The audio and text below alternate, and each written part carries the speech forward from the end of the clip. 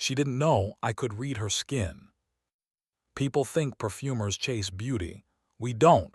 We chase confession. My name is Marco, and I make sense the way some men make arguments.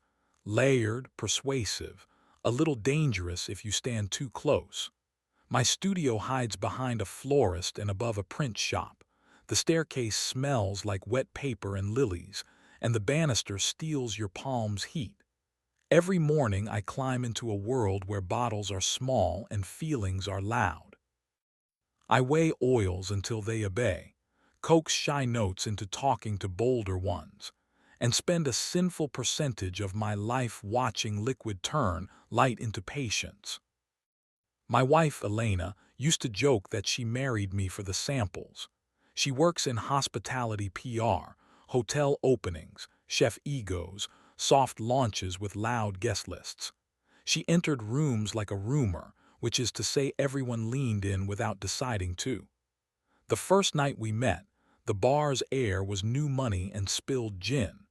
She lifted her wrist when I asked and let me smell the city unraveling on her pulse. On that skin, a cheap citrus cleaned up like royalty, and the little salty whisper behind it told me she'd danced too long a few hours earlier and hadn't been sorry. "You read palms," she said, amused. "I read the part of you that can't lie," I answered, and we both understood what I meant. Our life together was the domestic version of a well-made scent. Top notes of heat, heart notes of habit, a base that held when the world insisted on draft. She wore my prototypes like secrets, came to the studio with croissants and unedited opinions, and let me name one of my first successful blends after the way she leaned on the kitchen counter when the bread came out. Elbow on marble, a quiet almond, a breath of cardamom, the clean vanity of laundry done right. She liked me pressed to her back while she scrolled recipes, my nose wandering that tender place where neck becomes shoulder. I am careful when I write this because we were careful with each other. Even now, when my hands know their way without help, I remember the simple choreography of her reaching for salt while I reached for her. A marriage can be a lab where two people agree to invent each other and call it home. The first time I smelled him, he wasn't in the room. The scent rode in on Elena's hair around midnight, a synthetic musk with ambition smoothed by ambroxan, the kind of composition designed to make a suit behave like a dare. It was popular, expensive, and everywhere on men who think hotel mirrors tell the truth. I know that accord. I've rebuilt it and broken it and used it as a joke in a blend I never sold. On her, it shouldn't have lasted. But there it was, soft at the ends, as if he'd leaned in where I used to. I didn't ask. My craft has taught me that some questions bristle if you aim them naked. Instead, I kissed the back of her head, felt that fractional hesitation a body does when it returns smelling like a decision it hasn't explained, and put the kettle on. She padded into the kitchen barefoot, silk dress whispering around her knees, the hem carrying the pastry case's sugar and the elevator's ghost. I handed her a mug and held her waist and said nothing, which is a sentence if you breathe it long enough. "Walkthrough went late," she murmured. "Chef wanted to rehearse his anecdotes." "Did he succeed?" I asked. "He's very proud of his grandmother," she said, and smiled at the kettle like it had told her a secret. 2 days later, I was hired to scent the lobby of a new boutique hotel near the river. They wanted something memorable but discreet, the Perfume version of a whisper that lingers in your ear until you're flying home and wondering if your house can smell like that. I'd done work for the group before. Elena was the campaign's brain and mouth. We kept our professional distance, a dance we knew. I arrived through loading bays, she through the front doors. I wrote into the air, she wrote into the internet. We collided in the service corridor behind the ballroom where a tasting was underway. Her headset rested at her neck.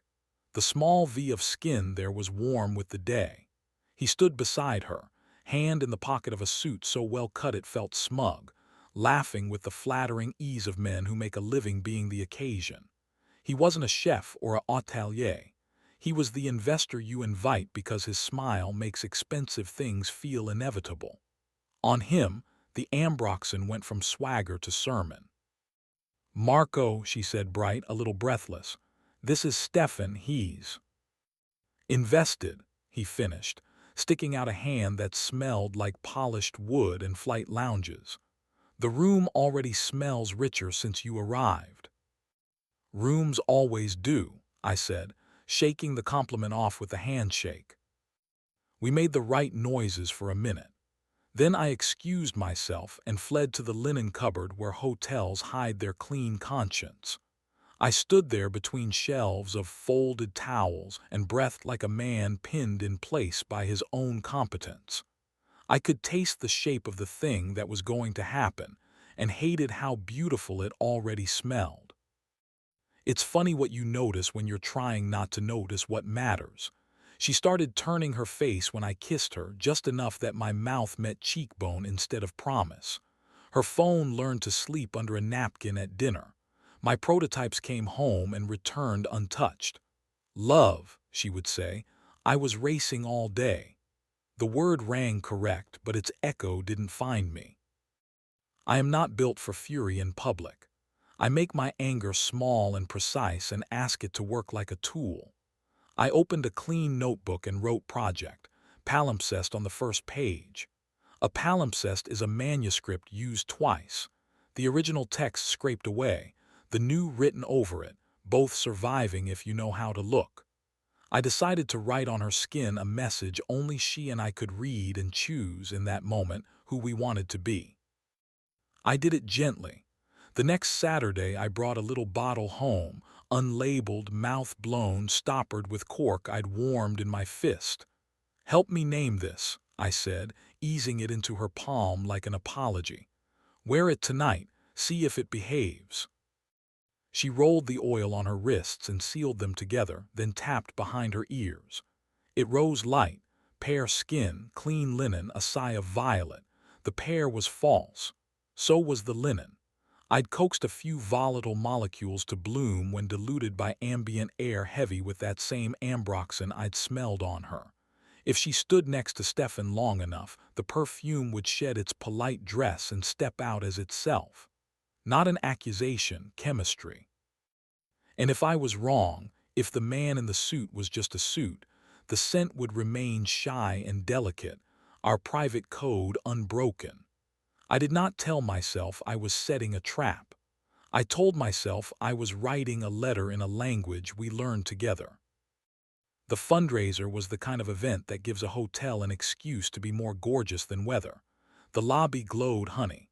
Somebody had taught the staff to be the friend you don't deserve. In the ballroom, a quartet warmed up, bows sketching brief silhouettes of songs. I did my job, which was to instruct the vents to sigh like gardens. I watched Elena drift. I watched him drift toward her. It's strange to see your wife from across a room and realize your glance is the least important one she receives. He spoke into her ear. She tilted toward his words. Her hand found his sleeve without thinking. I stood near a plant that cost more than a month's rent and told myself that this, too, was honest. Then the version of my scent I'd prayed not to meet arrived. Clean no longer, pear gone, a bare amber waking at her neck, a shadow of salt on top of it, not mine, not our beds. Under everything, a sly sugared tobacco I had hidden like a match head in the formula flared for a second on her wrist where his thumb had pressed. A palimpsest indeed. I could smell the first draft through the second. I didn't make a scene. I walked away and found the service stairs where all the hotel's truths travel. You can tell a lot about a place by how its water smells in its walls. I sat on the step that never dries and let my hands remember what they're for. Work, not breaking. A door opened above me, quiet. Her heels took the top step like confessionals do, one at a time, thinking of heaven and hopping for less. She didn't speak until she was close enough for her breath to be the room's opinion. "You did something to this perfume," she said, not accusing, just accurate. I tuned it to tell me if the air near you had changed, I said. Not very romantic. Not very kind, she said, and then after a beat that rearranged us, but not very wrong. Another man would describe what happened next with the soft focus lies that make internet strangers leave clapping emojis. I will not. We didn't argue. We didn't kiss. She sat one step above me so my shoulder fit under her knee, and I held her ankle like a fact. Our bodies still knew how to be near without asking for proof. You love me, she said, more like a ledger entry than a question. I do, I said, you. She was quiet long enough for the door to sigh closed upstairs. I love the woman I get to be when I'm not translating myself, she whispered. I don't know if that's love or just a room with the right lighting. Maybe both, I said. It hurt like clear alcohol. Stefan isn't a future, she continued. He's a mirror that flatters. He asks for nothing and I give him everything dangerously easy. It's amazing how much nothing can eat, I said, and she laughed into the stairwell, that clean, kind sound that promised we hadn't lied our whole marriage. What do? She asked.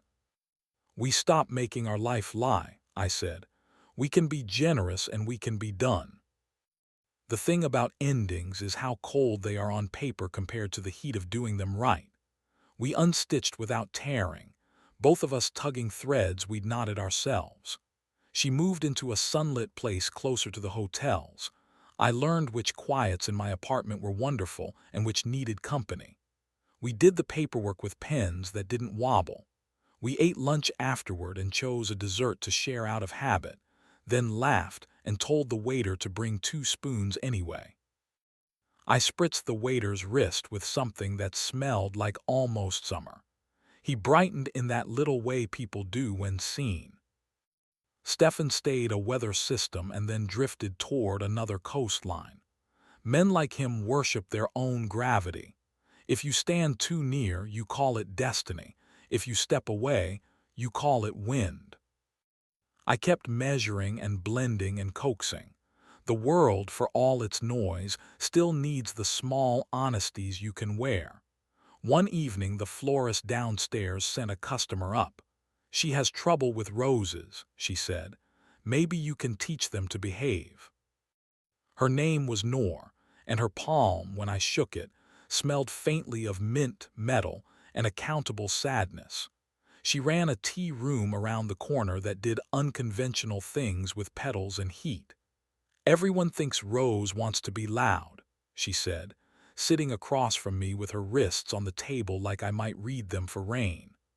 I want the rose you smell 10 minutes after you leave the garden. We can do that, I said, and we did. We started with bitter green and built the rose backward, petal last. She taught me how steam tastes when it's holding secrets. I taught her how a little hay under a flower makes the world believe in summer even in February. We didn't touch for weeks beyond handing each other blotters we'd both breathed on. It was erotic the way standing at a window with someone and pointing at the same cloud is erotic.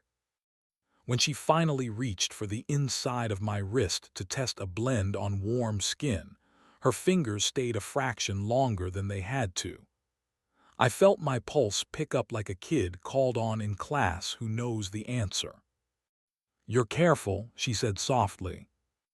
I'm trying not to be stingy, I replied, but yes. The first time we kissed, the city was soft with rain that had decided to be kind. She tasted like good tea and conclusions reached without hurry. Her body didn't rush mine, it recognized mine. We kept the lights low and the windows cracked and laughed when a siren tried to sing backup. We used hands for conversation, not conquest. YouTube would have let the whole thing monetize. Once, months later, we ran into Elena at a farmer's market, both of us reaching for the same bunch of basil like a poorly written meet cute. She had cut her hair and looked 5 pounds lighter in the soul. This is Noor, I said. I've heard about your rose, Elena said, kind enough to pretend she hadn't. They shook hands the way people do when they understand there's no war to wage. I hugged Elena a little longer than necessary and she let me. When we pulled apart, she whispered, "You smell happy," and I said, "I'm trying." Some nights the studio holds us past sense, nor with a tray of tiny cups, me with pipettes behaving like punctuation. We stand close, our shoulders speaking. When I'm working on something warm, I lean in, listening through my nose to the way her breath changes at the base of her throat, and she presses her mouth to my temple in thanks without interrupting the experiment. Love can be a lab too, if you promise to write down what works and keep what doesn't from ruining the room. If you ask what I learned, I'll say this: I still chase confession, but not as weapon, as balm. There are things you can bottle: honesty, mercy, desire that doesn't apologize for being tender. And if you give them to a person who knows how to wear them, the air around you starts telling the truth in a voice you don't have to fear. Sometimes, when I lock the studio and the florist's leftover peonies have decided to break your heart just because they can, I think of that night in the hotel staircase. I think of the way her heel found the concrete slowly, the way my hand circled her ankle like a ring we were about to return to its box. We didn't shatter. We dissolved what needed dissolving and kept the bass notes that still deserved to hum. Respect, the way kitchen light loves skin, the small brave act of letting someone read what your pulse keeps writing. I bottle those things now. I name them after ordinary miracles: elbow on marble, yes, but also quiet after loud, and hands learn, and not everything must bloom. People buy them for reasons they say out loud and other reasons that make them swallow before they speak. I let them. My job isn't to cure the world. It's to remind it how to smell like itself. Once, when we were closing the tea room, Nor leaned against me and asked, "Do you ever miss the way a lie makes a room feel lighter just before it gets heavy?" "Sometimes," I said, "but I like it here. The air is honest." She touched the hollow at my throat with 2 fingers, left a mark of jasmine and steam, and smiled. "Then we'll keep it that way," she said, and I believed her, because some promises are small enough to keep and big enough to live by. The other day a courier brought a carton from the hotel group, press kits for a new opening, a polite note written by a junior publicist trying on confidence. I broke the tape, lifted the inner lid, and there it was, a postcard of the skyline with a treble clef doodled above the tallest building. I held it in the window light and heard the city breathe. I didn't save it. I didn't need to. I opened the window and let the air rewrite the room. Then I went back to my bench and started another blend, something for the skin's small, brave truths, something a person could wear when they decided not to translate themselves, not anymore.